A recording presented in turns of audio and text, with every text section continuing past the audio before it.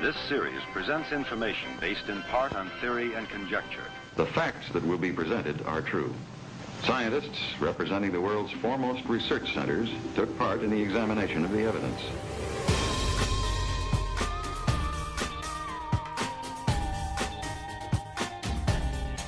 The Jersey Devil.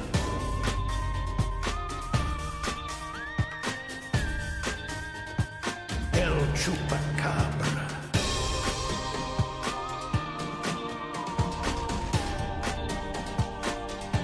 Psychokinesis.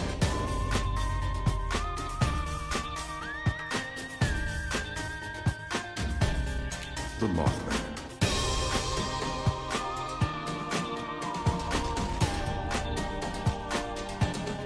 UFOs.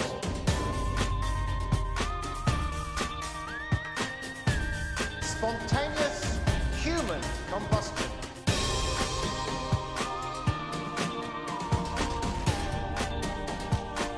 Unsolved mysteries.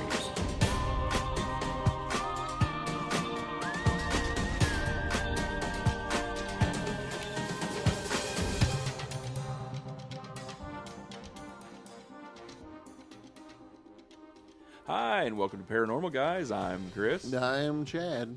And together, we like cheese. Cheese is pretty good. All cheese. Well, not all. Oh, yeah? Yeah. What cheese don't you like? I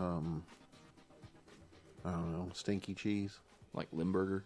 Yeah, I don't like Limburger. Yeah. Or Fair enough. The soft cheeses. well, Brie and well, Camembert. no, not Brie.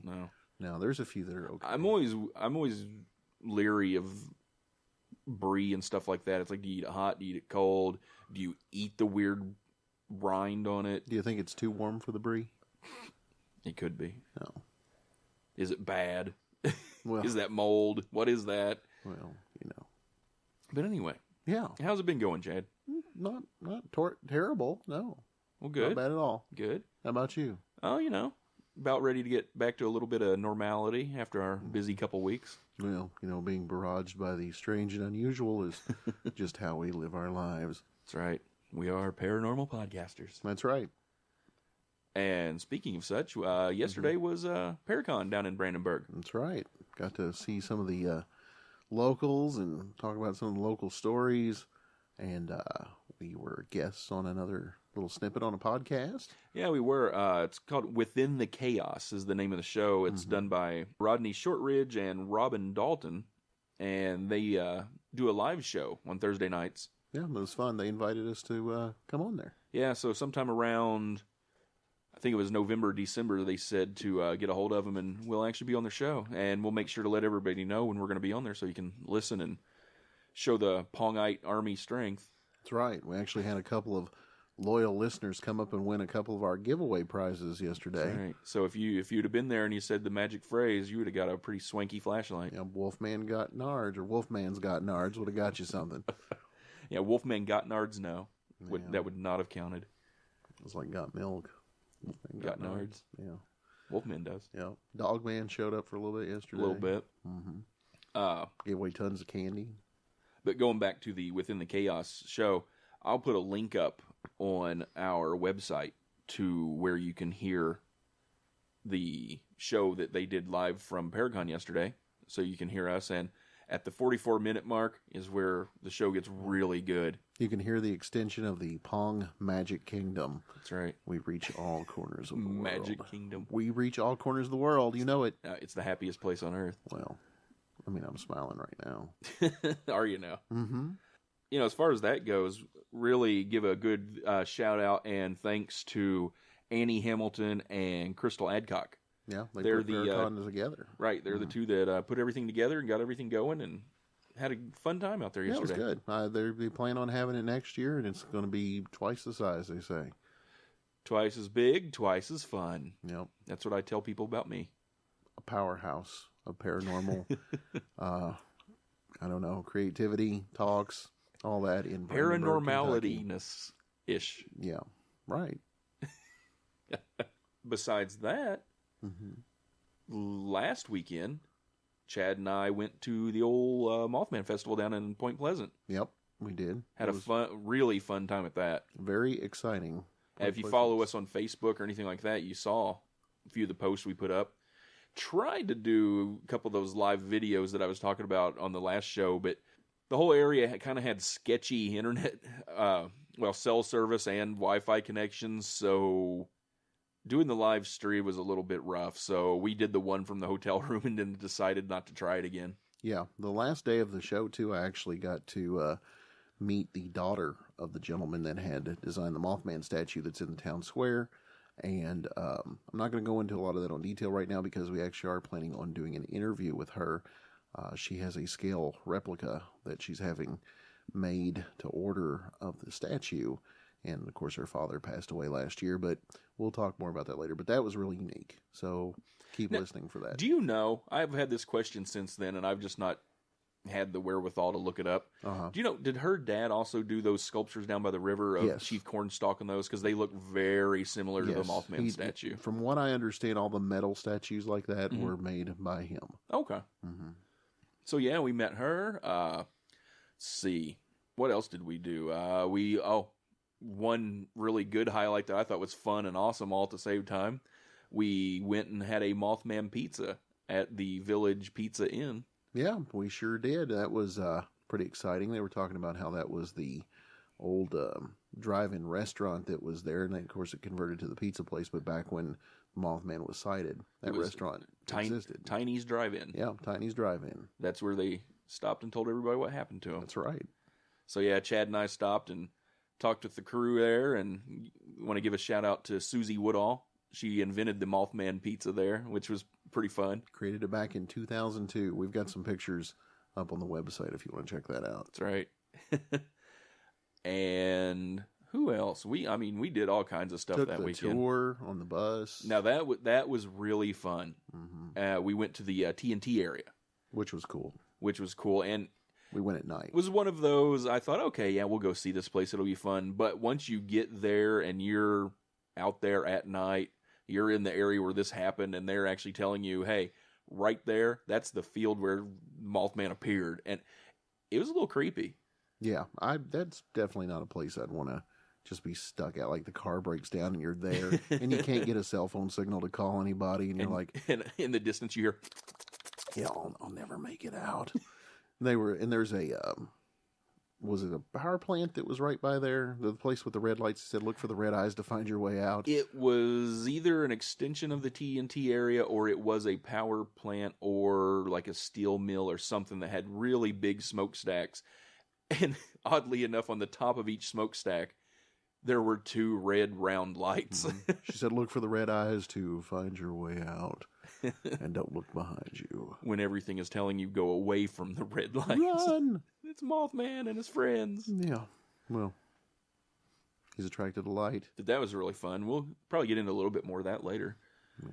And now, one thing, I don't know if I want to say this or not, because it may bring up some stuff from last show that we may have to apologize to a certain country again. When you pooped your pants? I don't know how that would make me apologize to any countries, and Well, last show. that didn't happen. Oh.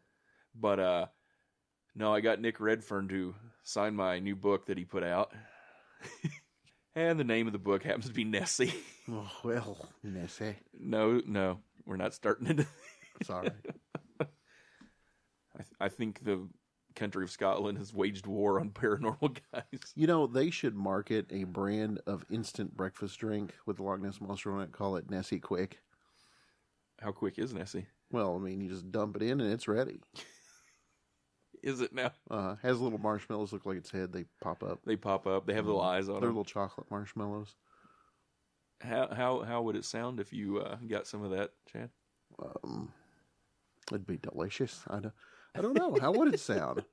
Let's They move could put, on. they No, could put that's- candy corn in it no. and nuts. Okay, that's enough. Okay. That is enough of that. But yeah, I got my book signed by Nick Redfern, and I haven't finished it, but it's a pretty good book so far. So Good. you like interesting reads about cryptids, check that out. Did you ever read the part where he told you how he got interested in cryptids when he was a kid? Well, I mean, that's in every book he writes, I think. Oh. So I know it's at the beginning of Chupacabra Road Trip. Well, Nick's a good guy. He is. He's fun. Very friendly. Yeah, really nice guy. So was, what was his name? Ken Gerhardt. He was really nice, too. Yeah, Ken is a nice guy. I mean, in fact, everybody we talked to the whole weekend were just super nice. The Cryptid Brotherhood. Is that what it is? Mm-hmm. They know that not many people in the world care, so the people that do, they're like, hey. You could say they're a cryptid gang. You never fail to amaze me, Chad. Well, I mean, thank you. Now, one somewhat interesting story. I'd say this is almost a paranormal event. It was something. An investigation. Well, first we found the mysterious gas station outside of town that doesn't have a card reader on the pump. Right now, if anybody has seen the website and looked at the pictures that I posted for the Mothman Festival, the last picture I posted is is a picture with the caption that just says, "It's a long story." Well, here goes the story. Mm-hmm. So yes, as Chad was saying, weird gas station with no card reader on the pumps. Yeah, as I went inside and approached the young lady that was manning the register, she was telling me, I had to pay cash up front or whatever. And so I took care of it. And then I went back in and I'm like, well, you owe me $6 and some odd change because the pump, the car wouldn't take that much gas. So I said, is there anything interesting to do around here? She said, no, not really. And with the intention of Chad and I were looking for paranormal shops, occult shops, something, flea markets, antique shops, something kind of fun to go look at just weird stuff. I said, what about like a cool old store that has something neat or some unique things or maybe like some folk art or just something weird? And she's like, well, there's daydreams and night things. And I said, well, what do they have? She said, they have everything. Well, everything. Well, if you enjoy the recreational smoking, let's not. Don't jump the gun yet. We gotta. Well, there's more. Okay, I'll let you go from here then. Okay, so yeah, after Chad gets the name of the place, we look it up on the old map on the phone, and we go to where it says it is. Well, there's nowhere to be found. This store doesn't exist. But we had seen this sign back where we first turned onto the road where it should be. So we doubled back there, found the sign, and it said where the store was. So we did eventually find it. Now, when you pull up to this place, and as Chad pointed out to me, it looks like a house that someone had turned into kind of one of those... Like an ice cream shop. Ice cream shop. It looks like a house with a big deck on the back that has a little gazebo that's screened in the back. An eating area and maybe an outside serving area. Yeah. We were like, okay. It had a sign, said Daydreams Night Things. Now, I didn't notice this till I was looking at the picture later, Chad. Uh-huh. Did you notice it had hearts? Yes. On the sign. I didn't notice that when we first got there. I noticed it right away. And the other interesting thing is, off to the side of this shop and the potential ice cream plaza is another little building that has a sign that says knives, swords, and survival gear. Yes.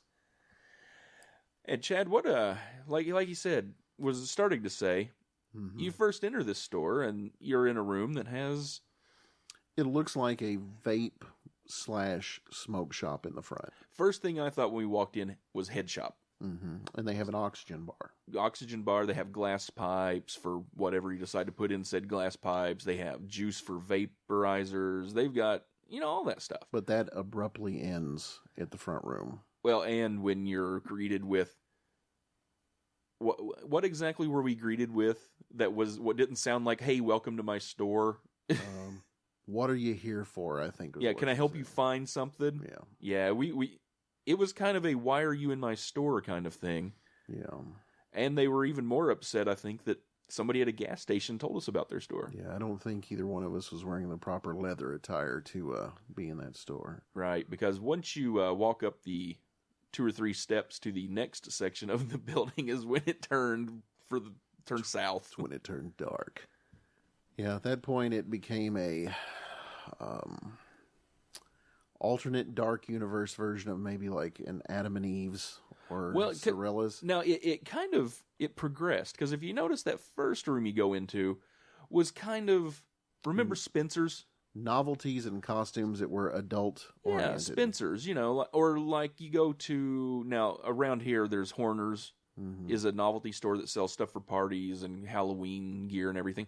Well, they have a room that has adult-oriented things like certain shaped suckers and ice molds and cake pans. Little things like that. Not too bad, but a little racy. Yeah, remember, we want to keep this friendly in case the kids are listening. Let's just put it this way. Once you got to the back room... Yes, once you... That second room was kind of getting you prepared. Not Disney. For the next room, which had all manner of battery-operated things. Let's just call it the power tool room. And non-battery operated things that looked way too big for things. Latex lightsabers. Things that plugged things. Medical instruments repainted hot pink colors, I don't know. Yeah, so Chad and I kind of made an abrupt decision to leave this store, but then we still went to the survival place. Because instead of being like, hey, let's just leave, we were like, well, we might as well take a look at knives and swords while we're here. Went, swords! Yay! These are...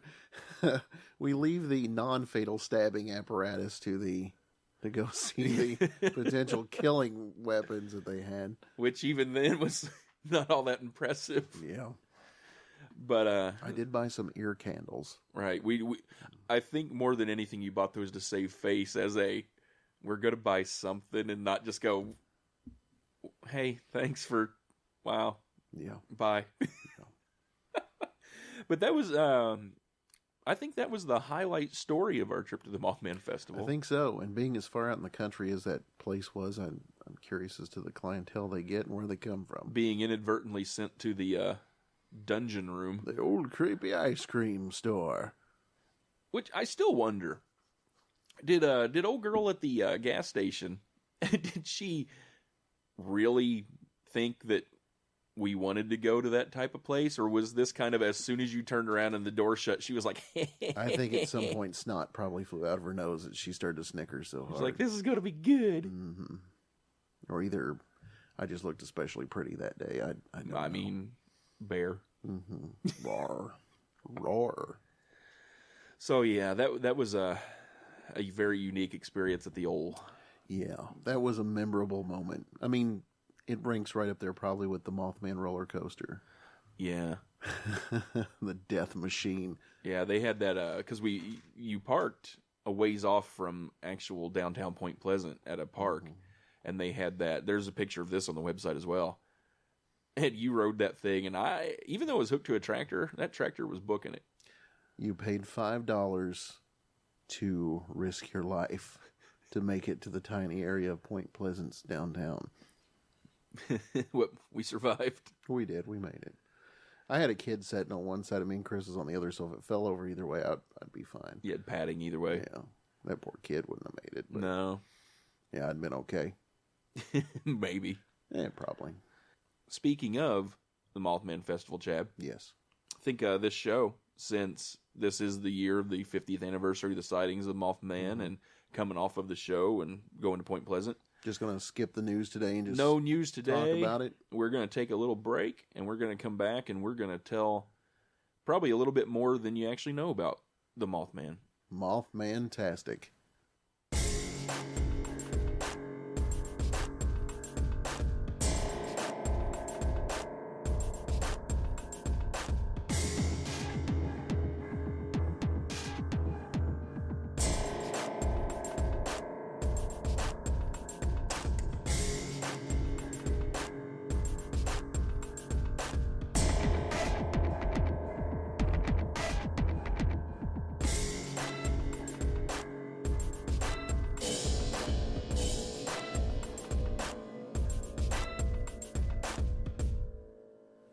And welcome back. Hello, hello. And tonight, Chad, in honor of his 50th anniversary of his sighting, not his marriage or birthday, Yeah.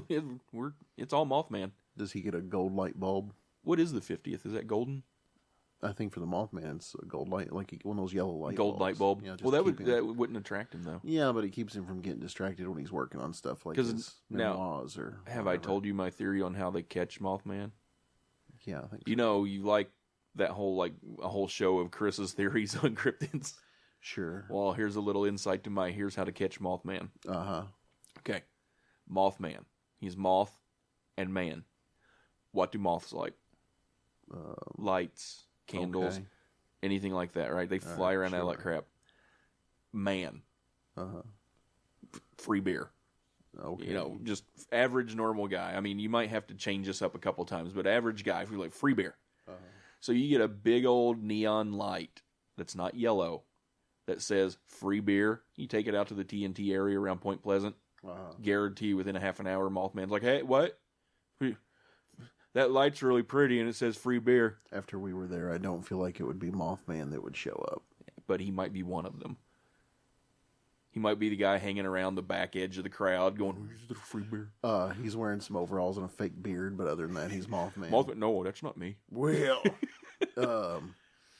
but your eyes are red. What's up? I don't sleep much. I need Visine.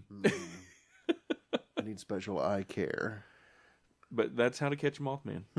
Well, it's a good theory. We should try it. Could throw it out there in the ocean of many. Next year, our road trip to West Virginia is going to be big neon sign that says free in beer. A $1,500, $2,000 custom neon sign for the Mothman. That's right. Have them put It'll that on pay the for bus. itself after we're famous for catching the Mothman. Sure. And really, don't even really have to catch him. Just keep that sign with you. Well, no, the beer's over here. Come on. Uh-huh. And put that up the pizza place. Oh, but anyway, Chad, Yes. the Mothman. Mm-hmm. A lot of people, I think, know the story of the Mothman and maybe even the Silver Bridge collapse. Maybe, you know, their knowledge is from a Richard Gere movie. Fans of Richard Gere. But I don't think a lot of people know the big part of the story. The Mothman is your third favorite cryptid, isn't it? Yes. If I recall. Yes. After Chupacabras and the Jersey Devil. Yeah. Well. So anyway, Chad, and we talked about this earlier, we did tour the TNT area. Which was amazing. Which, it was fun and creepy. But that's where he was originally seen. The first sighting. First, some background about the TNT area. It was built in 1942, just north of Point Pleasant, West Virginia. And it was a munitions plant for the government. It was funded by Angus Young, wasn't it? No. Oh. Anyway. Boy. But it was only open for around 3 years after it was built. Then at some point later, it was turned into a wildlife area. So today it is kind of a mixture of all kinds of things. There are still parts they say you can't get into that still may or may not have government things. Privately owned, I think was what the words they used. Privately owned, but part of it is wildlife area, and there's all kinds of swamps and wetlands and other creepy assorted things around. And apparently occultists really enjoy that area. Right, because they have these things on the site called igloos that are these big 3-foot thick concrete domes that they actually stored the explosives in when it was the active plant. And a few of those, the one guy on the tour said that they know of around 250 of those, but there may be more of them scattered around. Yeah, apparently there were 3 within general, like, not bad walking distance of where we went. We went to the closest one, which was just I think they said it was a quarter of a mile from where we parked to it. But apparently the third one was the one that they say they have all the weird things happen around, which they didn't specify when they said weird things, but I'm guessing that's where sacrifices and things happen. Because they did say they were quite the occultists and Satanists were quite the fan of the old igloos. Which, I don't know, seems really weird for that part of West Virginia, but okay. Yeah. So, back in the day, before this was a wildlife area, and after it was closed down as a TNT area, it was kind of known as an area for parking. Kids loved it. Which, that's another thing that I kept thinking. I was like, okay, this place is creepy. Why on earth would you pick this to be the spot you're going to go park? Well, historically speaking, Chris, that's usually what kids do.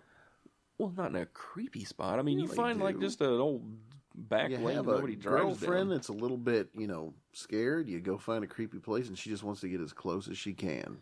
Yeah, nobody's going to sacrifice you. It's fine. Don't you? Hey, baby, don't you worry. As long as I'm here, ain't no devil people coming after you. And it was also known for drag racing because, and I think our bus driver on the tour was trying to show us that. Well, considering at some point you couldn't even see the edges of the road, that was the scariest part, I believe, of the tour. Was the Mad Max like veracity. We got to get there quick. Yeah, we went back to the TNT area.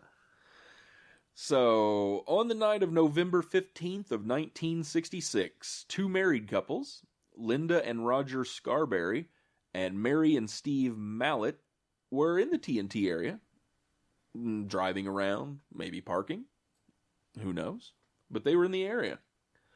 And they were in Roger's Chevy Bel Air. Mm-hmm. Roger was quite fond of that car. He was, and that comes into play here in a little bit, that he really loved his car.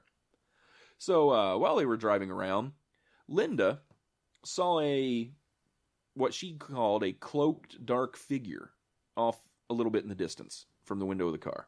Mm-hmm.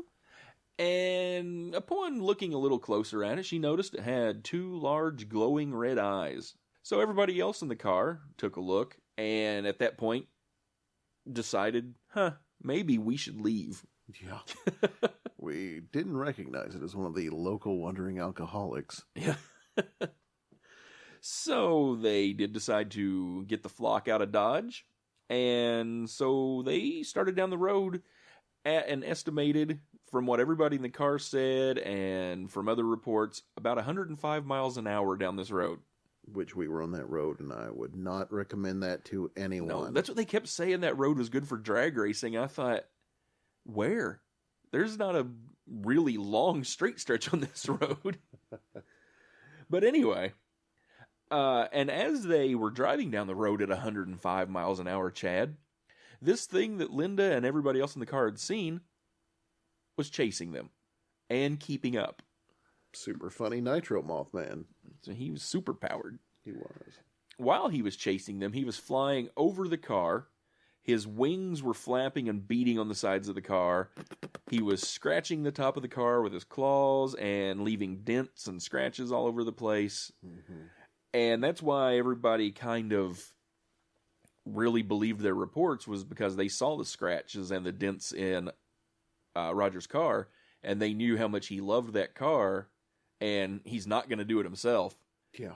And if someone else had done it, he Roger would have probably killed him. Taken matters into his own hands and not been like, oh, there's something attacked me. Then at one point, I don't know how many miles away this would be, several miles down the road, there's a field, and once they passed this field, the Mothman just kind of gave up the chase and just vanished. Mothman. He started the Mothman Mako special. Mako. That's what it was. One of the local body shops was like, you get in there, dent their car up and scratch it. We'll give you a cut when we paint it. Collusion. Then after the Mothman disappeared, they all decided, we need to go tell somebody about this. We can't just keep this to ourselves. Let's stop and tell somebody what's going on. So I don't know why they chose it, but Tiny's Drive-In, which we talked about earlier, that is now Village Pizza Inn. Wasn't that the first business that they came across on the way back? Yeah, I think that's what they did say. It was the first kind of, they knew someone would be there. That was their oh crap spot. Yeah. So they stopped at Tiny's and they said what was going on, and the reports they had said the owner knew something was up because the way they looked and acted when they came in, it wasn't they're making up this story and just trying to scare people. They looked visibly shaken. He could smell how frightened they were.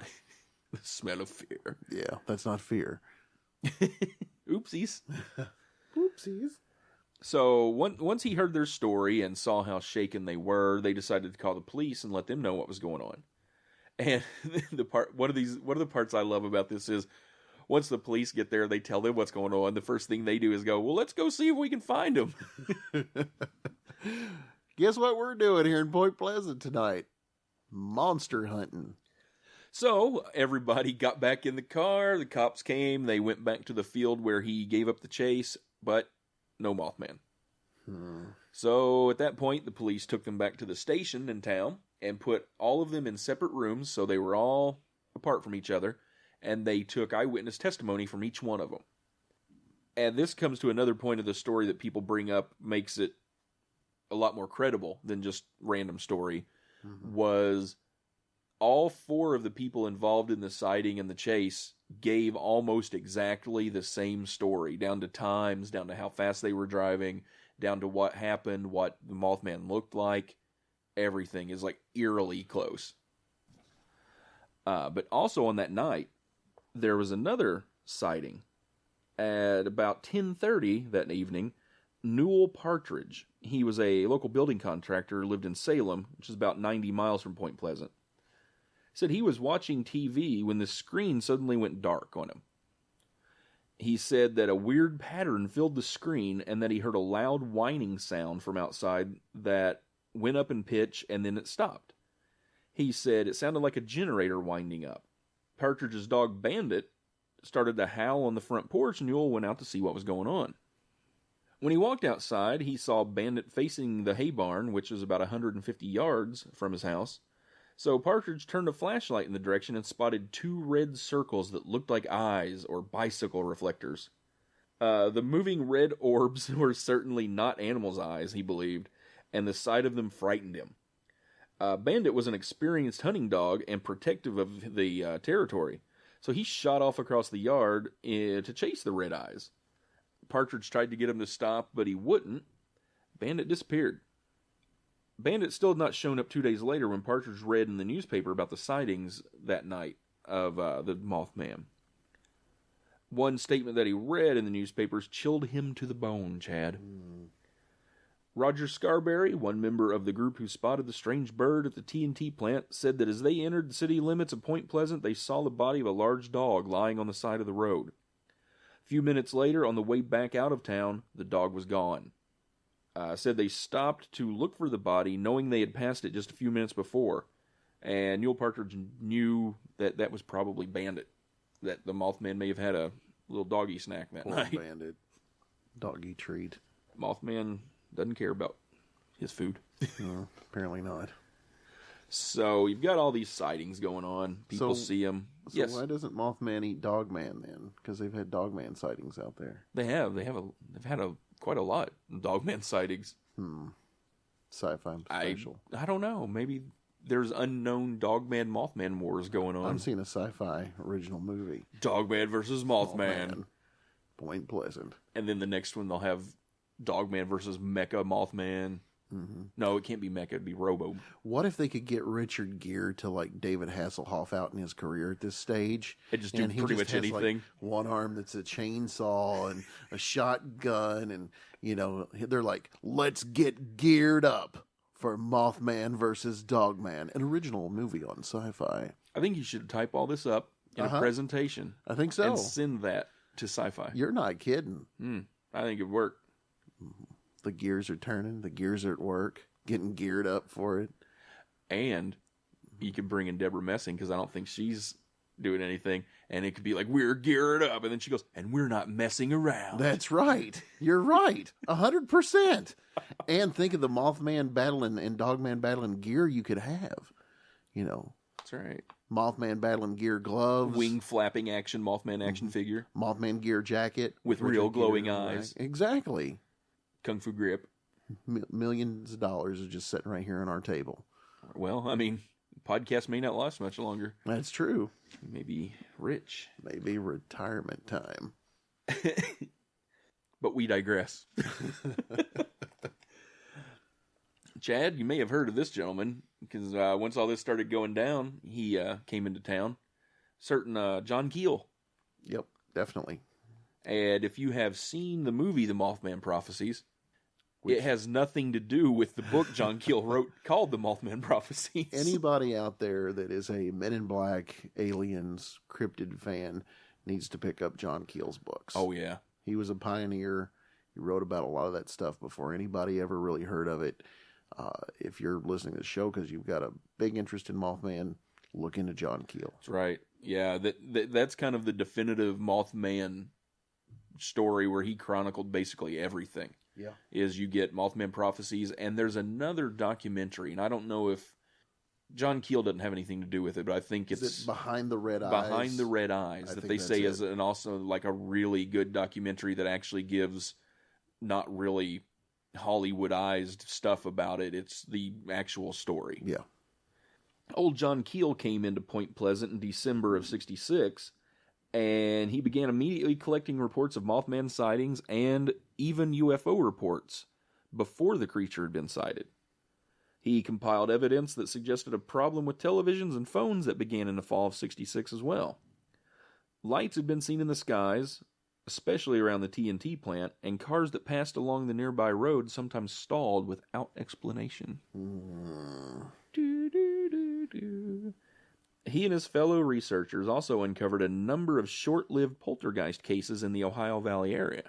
It's all ramping up, Chad. Sounds like it. I wonder if AAA had a special deal for people who lived in that area. It's like if you called in for your AAA assistance and it was code Mothman, they would hurry up and actually get to you in less than 6 hours like it usually takes. Oh, yeah. And Mr. Keel was convinced that all the stuff that was happening in such a short time was all connected to one another. Yeah. Stranger things took place, Chad. That's a really good series. Stranger Things? Uh-huh. It was a pretty good series. On Netflix. I like that. They're already starting Season 2. A reporter named Mary Heil, who was the Point Pleasant correspondent for the Athens, Ohio newspaper The Messenger, wrote extensively about the local sightings. In fact, after one very active weekend, she was deluged by over 500 phone calls from people who saw strange lights in the skies. One night in January of 1967, she was working late in her office in the county courthouse, and a man walked in the door. He was very short and had strange eyes that were covered with thick glasses. He also had long black hair that was cut squarely, like a bowl haircut. Heyer said that he spoke in a low, halting voice, and he asked for directions to Welsh, West Virginia. She thought that he had some sort of speech impediment, and for some reason, he terrified her. He kept getting closer and closer to me, she said, and his funny eyes were staring at me almost hypnotically. Alarmed, she summoned the newspaper circulation manager to her office, and together they spoke to the strange little man. She said at one point in the discussion, she answered the telephone. When it rang, she noticed the little man pick up a pen from her desk. He looked at it in amazement as if he had never seen a pen before. Then, he grabbed the pen, laughed loudly, and ran out of the building. Pen thief. That's what it was. Rash of pen thievery. Several weeks later, Heyer was crossing the street near her office and saw the same man on the street. He appeared to be startled when he realized that she was watching him, turned away quickly, and ran for a large black car that had suddenly came around the corner. The little man climbed in and quickly drove away. Chris, I understand that according to the Urban Dictionary, a person who steals pen is a scripto-klepto. Wow. Scripto-klepto. Scripto-klepto. Well, knowledge. You can leave that in or not. I just thought that was interesting. Now, did some of the original witnesses, they got visits from Men in Black and strange phone calls? Is that correct? The one lady did, is that correct? Yes. And it all just ramped up from there over the next year. You went from having this initial encounter with Mothman, and from there it went to just hundreds of encounters with Mothman and sightings that were reported. Now, they think there's a ton more sightings that just didn't get reported because people thought they would be considered crazy if they reported the Mothman.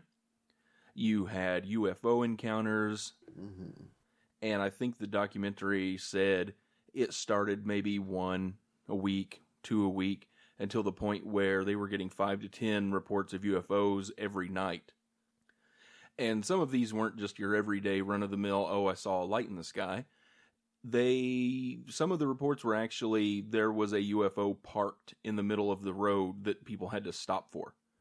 UFOs hovering over fields.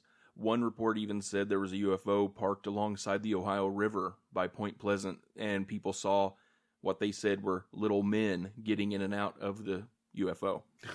Well, And then, yeah, you had the Men in Black encounters where these guys would just come in, ask odd questions, tell people not to talk about what they'd seen, warn them not to talk about anything they had seen.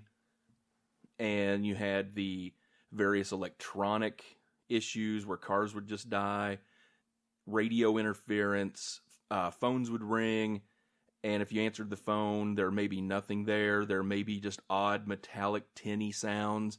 There may be a voice on the other end that sounded metallic and just foreign, or alien even, if you want to put it that way. yeah. So it all ramped up over that next 13 months. December 15th of 67, it all culminated when the Silver Bridge in Point Pleasant collapsed. 46 people died on that, which they brought up on our tour a little discrepancy, which I agree with our tour guide. I don't understand why they changed this. 46 people actually died on it. In the movie, they changed that to 36. Yeah, which I didn't understand that. Like, Why would you take what's 10 the point of people off? changing the number? I mean, Yeah. but yeah, so movie says 36. It was actually 46 people. Yeah. This was 13 months after the first sighting of the Mothman. And oddly enough, it was the 13th eye bar in the bridge is what failed and caused it to collapse. And some of the bodies were never recovered. Never found. There were several reports that said they saw the Mothman perched on the top of the 13th eye bar shortly before the collapse. Now, some people say that he done it. He caused the collapse. Some people said they saw him trying to hold the bridge up. Various different accounts. But yes, 46 people, week before Christmas. And the bad part was this all happened right around 5 o'clock. They were in kind of heavy rush hour traffic, Chad. And so there were dozens of cars on the bridge. Of the 46 people that were killed, they never found 2, is how many they didn't find. Yeah. Now, the 44 people they did find, they buried together in the town cemetery in the town right across from Point Pleasant, Ohio. During Christmas week, a short, dark-skinned man entered the house of Mary Hire, who had the encounter with the Scripto-Klepto. Scripto-Klepto. Said he was dressed in a black shirt with a black tie and said that he looked vaguely Asian. He had high cheekbones, narrow eyes, and an unidentified accent. He was not interested in the bridge disaster, however. He wanted to know about local UFO sightings. She was too busy to talk to him, and she handed him her file and related press clippings instead. He said he wasn't interested in them and insisted on speaking with her. She finally sent him out of her office. That same night, an identically described man visited the homes of several witnesses in the area who had reported seeing the lights in the sky. He made all of them very uneasy and uncomfortable, and while he claimed to be a reporter from Cambridge, Ohio, he inadvertently admitted to one of the people he did not know where Columbus, Ohio was, even though the two towns are just a few miles apart. Strange.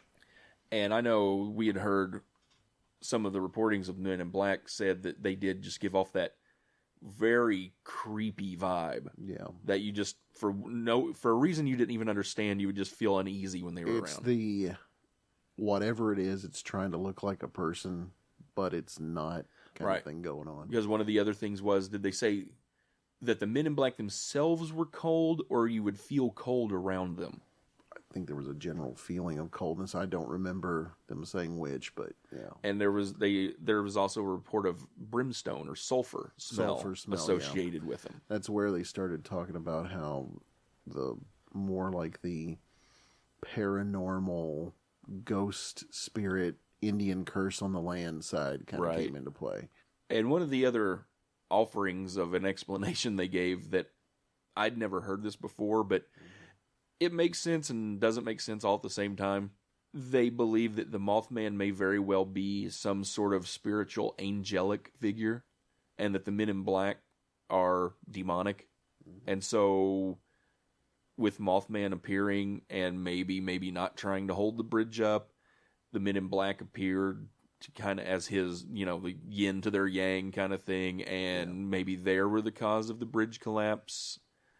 But I don't know. Well, I mean, and even our tour guide talked about it, that with the weird stuff that goes on in Point Pleasant, dogman sightings, weird lights, UFOs, like it's some sort of cross rift, like it may be a thin point in some sort of interdimensional crossroads.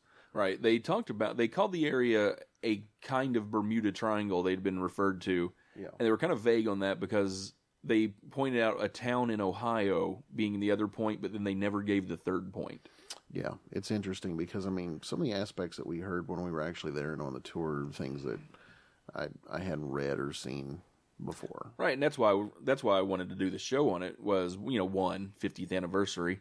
2, we just came back from there, and like you said, there was a lot about it I had never heard before that we got from just various stories and from the tour guide that were really interesting, that really add to the story, but you'd never heard them before. Yeah, I mean, if we talked about all the historical background with Chief Cornstalk, I mean, the show would be 3 hours long. So we're just throwing enough out there to be entertaining. If you want to do a little more research on it, I highly recommend you look into some. And two easy things would be pick up John Keel's book. Yeah, John Keel's book would be a big point. The Mothman Prophecies, the book, and that documentary Behind the Red Eyes. Yeah.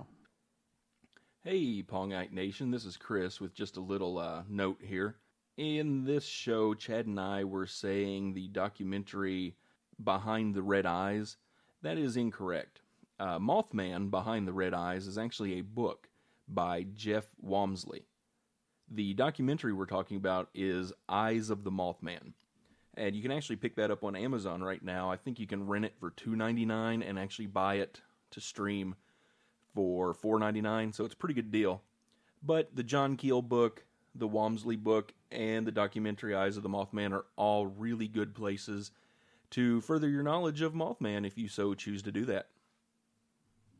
It's just, there's so many layers to this story. It's a lot more than you see on just a quick monster thing on TV or something. Right, like that. because I think most people know, Point Pleasant, they saw the Mothman at this weird area, it chased them, and then a year later this bridge collapsed. Yeah, the Richard Gere movie is not the thing to watch if you're really interested in the Mothman phenomenon. No. I mean, you can watch it just for fun, but it's not what you should be looking into to find out more about the actual story. Right. Because just, a brief synopsis is, you have UFOs show up, you have this creature show up a few times, you have Men in Black start showing up, you have odd calls and weird electronic things going on, you have a bridge collapse, you have more Men in Black encounters and odd things going on, and then poof. And you have people trying to explain it away as some sort of endangered giant stork. Sandhill crane. Crane. There you go. Crane. Which, I've never been in this situation, so I can't say this 100%, but I would like to think if I was out somewhere, I would know the difference between a skinny little bird and a 6 to 7 foot tall, large, dark, red glowing eye winged thing beating and scratching and denting my car at 105 miles an hour. I'd like to think I know the difference. Because I don't think cranes can fly that fast, and I don't think they're going to scratch and dent your car. I think they're probably going to move away from the car. Well, and here's the thing that I find really interesting about the Mothman phenomenon. Point Pleasant, West Virginia, that's like the crown for Mothman. But Mothman-type creatures show up in other places. Right. I think, on a previous show we said there was the Kentucky Mothman. Yeah. There was the Chernobyl blackbird that they pretty much describe as a Mothman. Yeah, the Russian Mothman. Yeah. So, having this phenomena just occurring in other places, very similar sightings, it's just amazing that they're all associated with Men in Black and UFOs, and you still have strange people just showing up claiming to be from a reporting office or the government. So it almost makes you think there is a UFO dimensional connection of some sort where, you've got these entities that are just kind of coming in and out and disappearing, and they're associated with some sort of tragedy or supernatural event, and then it's just over. It's done, and then occasionally people have something weird happen, but it doesn't just go on forever. Right. It's like you get kind of a initial incident, kind of ramps up over a period, then boom, tragedy, and then just gone. Yeah, it's very strange. But yeah, definitely check into the Mothman. He's that, and that's why he's one of my favorite cryptids. Is it's not just a hey, I saw this thing in the woods. There's all kinds of backstory, and like Chad said, there's layers upon layers to his story. Yeah, and if you can, I highly recommend going to the Mothman Festival. You're going to find out things there that really you're probably not going to see in too many publications, and you're definitely not going to see on these little 30-minute or 1-hour monster documentary things that they do. And I think definitely being in the actual spot where it happened, it gives it a whole other feel. Yeah, the TNT area is creepy.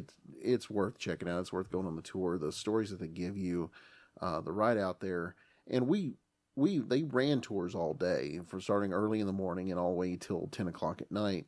But we went like right as it was dark, and if you want to see the area and really get a feel for everything that's out there, take a tour during the day. Right. But then if you want to get the creep factor, right, take one of those nighttime tours. Exactly. Because you got a flashlight, it's dark, there's nothing else out there. And what I found strange about it, Chris, is there were no animal noises. No.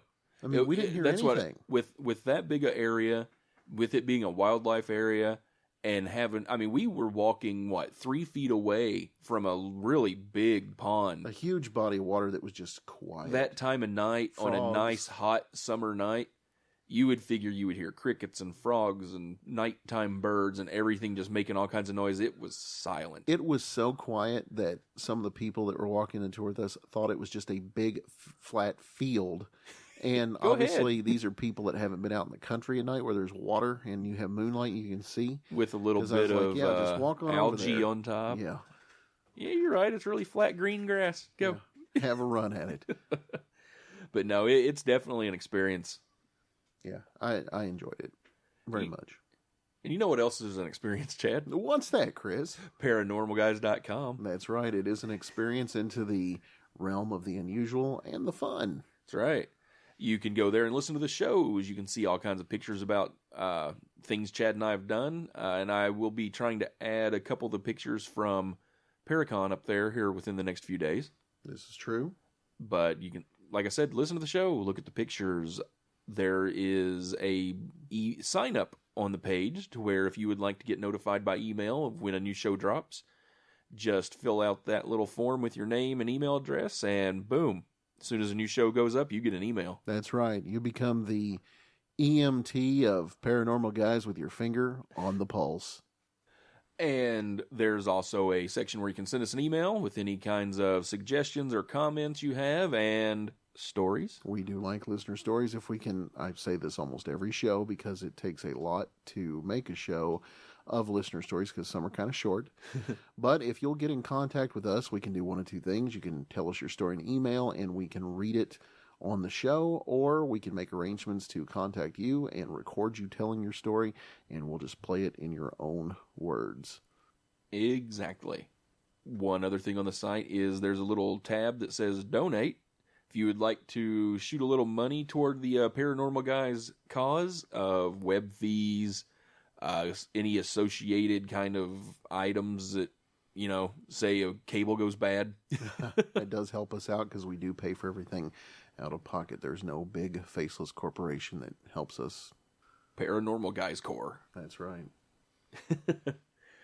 So one other thing that would be really handy for you to do is like our Facebook page. Mm-hmm. Go to facebook.com/paranormalguys. Like our page, and that's another way as soon as a new show drops, it posts on there. And we post a lot of just kind of weird off-the-wall things on Facebook from time to time. Tell a loved one. Tell your friends. Tell them to listen to the show. Have you hugged a Pong-ite today? And while you're on our Facebook page liking it, head on over to William Blanchard's Facebook page. It's facebook.com/William Blanchard Soundtrack. He's the gentleman that does all the music for the show and has some really good stuff out there. Good stuff. Good stuff. Be nice to show him a little bit of support and like that Facebook page. Show him some love. So, 50 years of Mothman, Chad. 50 years. Definitely worth looking into. In 50 more years, we'll have to go to the 100th year anniversary of Mothman. I don't think I'll be there for that one. You might make it. This is Chris and you're the Paranormal Guys. Uh-huh. And at the end of that show, I'd say, have a pair of weeks. because I would forget normal. And then you wouldn't be back on for the second week. It'd be the last show. Sorry to be the last show. But then I'd come back as a ghost and go, have a paranormal week. Woo.